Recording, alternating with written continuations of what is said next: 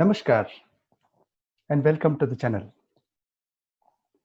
Today we are going to discuss a beautiful poem written by William Shakespeare, the greatest playwright, a sonneteer, and actor. We will be discussing this poem in relationship to the prevalent conditions in the world. I once again welcome you all to the channel. The poem which we are studying today is Sonnet number 29.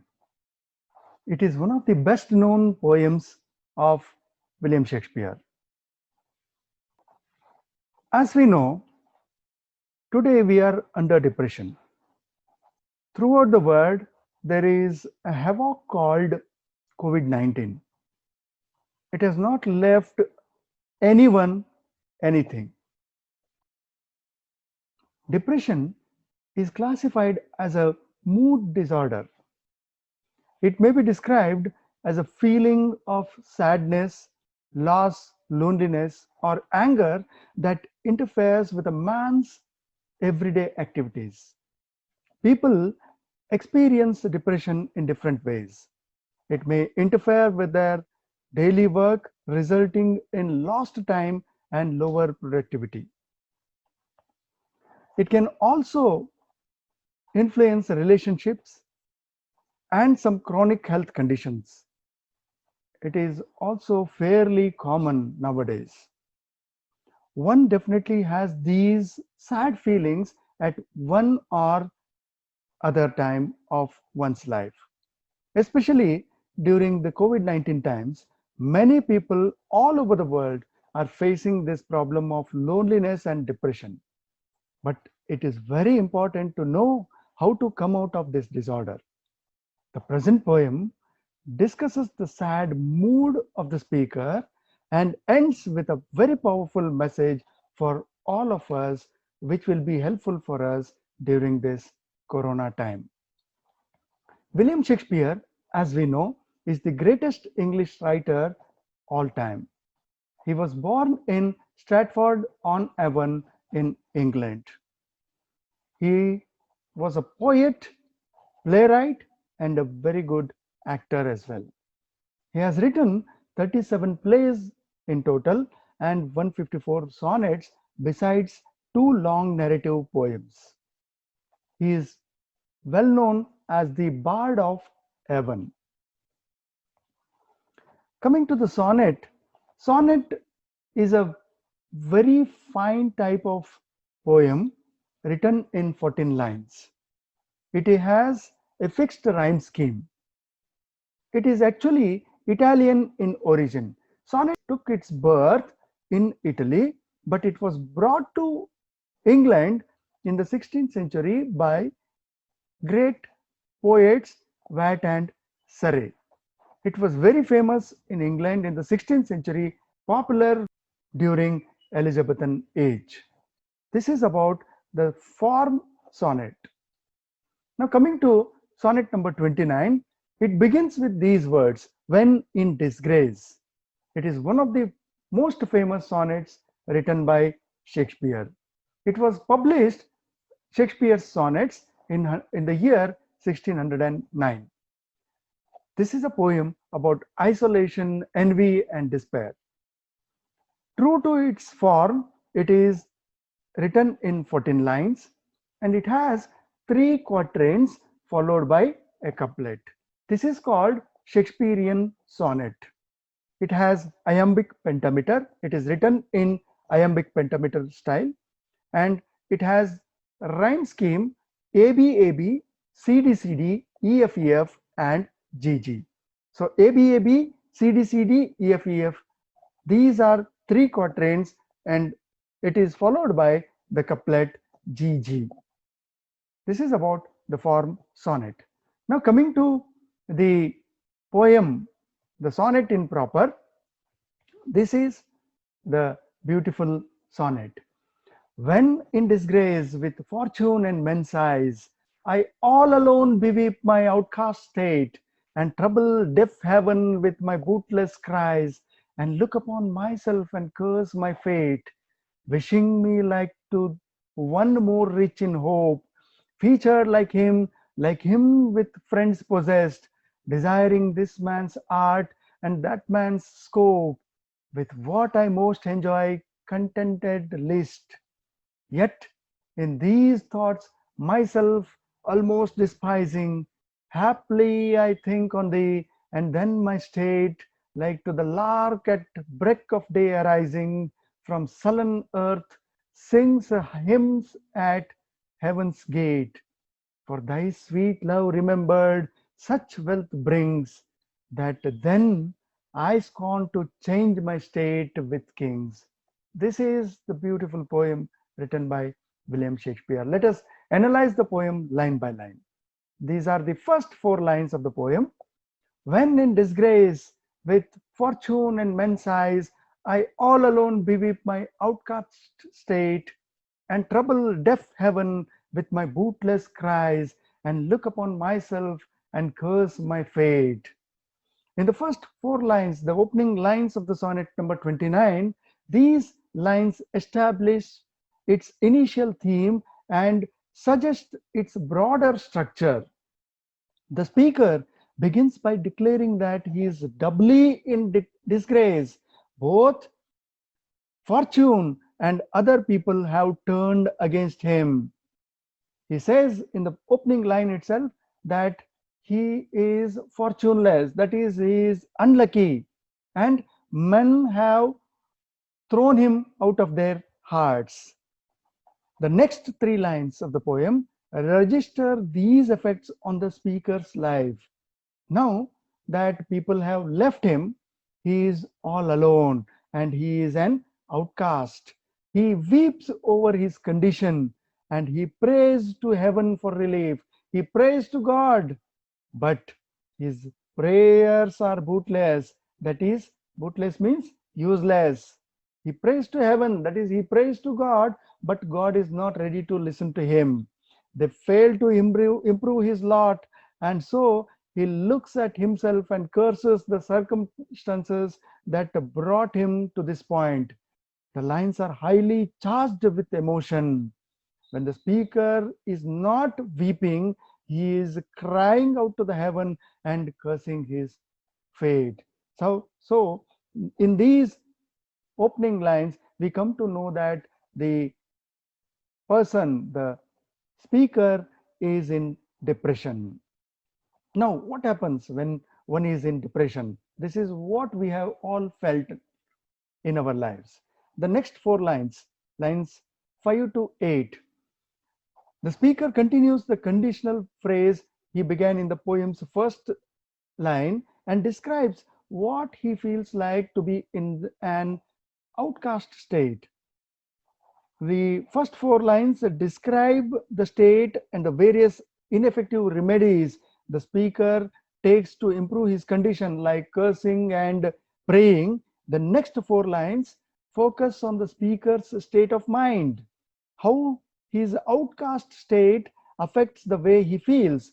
Certainly, weeping and cursing suggest that he isn't happy. Throughout these lines, the speaker consistently compares himself to the other people. He wishes that he was like someone with hope. He wants to be like someone who is more physically beautiful and who has more friends. He wants to have another man's skill and someone else's freedom to act and realize his dreams. The speaker is obsessed with other people and their success, wealth, and influence. An image of the speaker begins to emerge in these lines. He is a person obsessed with status, wealth, and success. Now, after telling about the speaker's status in relation to other people, he turns and considers his own pleasures in line number 8. He has lost the capacity to take pleasure in the things which he loves best. That is part of what makes his state so desperate. He is not happy with whatever he has with him now. He wants to become like the other people. He is not happy with his own self. Lines 9 to 12. Yet in these thoughts, myself almost despising, haply I think on thee, and then my state, like to the lark at break of day, arising from sullen earth, sings hymns at heaven's gate. So these are the lines in which there is a major shift in terms of its content. Haply I think on thee. The speaker suggests here that just thinking about the young man he loves can serve as a comfort when he is consumed by negative thoughts.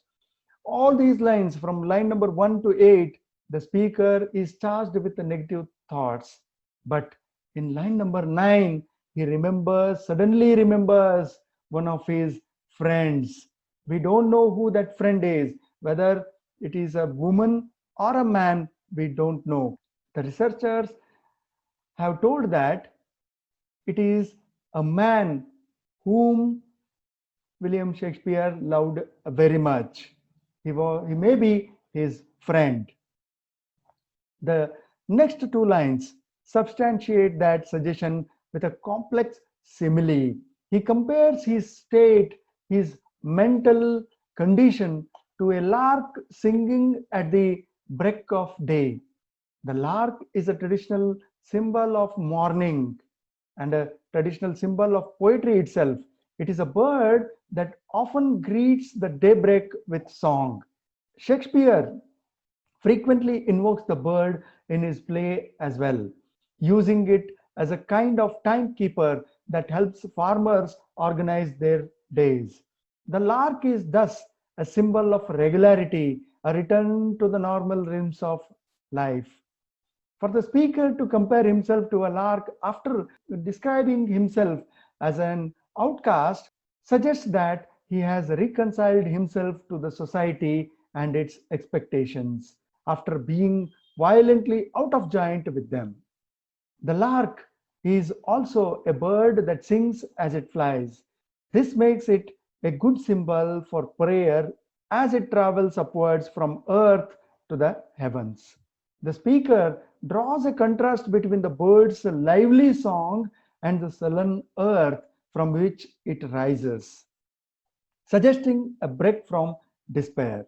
The speaker now begins to feel comfortable with the resources at his disposal.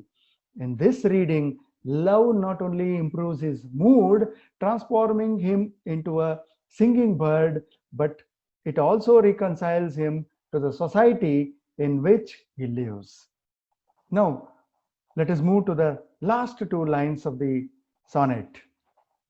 The final two lines read like this: For thy sweet love remembered such wealth brings, that then I scorn to change my state with kings. The final two lines of the poem serve as a clarification. They try to explain why thinking about the young man, produces such a radical transformation in the speaker's mood. The final line of the poem, then I scorn to change my state with kings, suggests that the speaker has given up the obsession with other people's status and success that marks a line 5 to 7. Instead of seeking to improve his status, he is content with what he has now. He doesn't want to be king because of the wealth that the young man's love brings to him. At the end of the poem, we come to know that the speaker is happy to have friends like the young man. He doesn't want to become a king. He doesn't want to lose his friends, doesn't want to lose his love for becoming a king. For him, becoming a king is nothing. Having money, having beauty, having wealth is nothing in front of the young man, young love, which the speaker cherishes. To conclude, we must say that the poem is about isolation, despair. The poem begins with the speaker listing a series of misfortune he has suffered. He describes himself as disgraced, outcast, ugly, hopeless, untalented, etc. He lacks political influence as well, and that he no longer takes pleasure in the things he once enjoyed. Each of his complaints places the speaker in relationship to the other people. He compares his own beauty, wealth, and status to those who are around him. The poem thus suggests that comparison is an unwise endeavor that results primarily in self pity. It separates him from the society. To end, one must say that this is a wonderful poem about the joys and power of love and what it can do for a person. At the beginning, the speaker had a sense of suffering, depression, and isolation. Now, we have to ask ourselves a question. We have been told that man is a social animal from our childhood itself. Now, this is time we ask this question, is man really a social animal? And the answer would be no. During this COVID-19 situation, man is not a social animal. Man is a social distancing animal. Man is the only animal who practices social distancing. Now we have quarantined ourselves into rooms. We are having rooms of our own now. We don't want to mingle with people. We don't want to mix with the society. So this is our situation. We have been suffering. We have a sense of isolation, depression, all of us throughout the world. However, the poem gives an answer to our suffering. At the end, the speaker in the poem rises above everything to find a happier, valued existence just by remembering the memory of his love and thinking about that love. That's the power of love. The poem gives an answer to the suffering which we have been experiencing during this COVID-19 storm. Thus, the poem ends with a beautiful message for the readers that love makes life live. The answer which the poet William Shakespeare gives us at the end is that we must find happiness in thinking about our relatives, thinking about our friends. We can be happy. We can come out of the depression which we have now. We can come out of the loneliness which we have now by talking to the people whom we love most. We have to live like this forever so that we lead a contented life. Thank you for watching this video. Keep watching, keep encouraging. Please do leave your comments in the comment box and subscribe to the channel. Thank you. Thank you, one and all.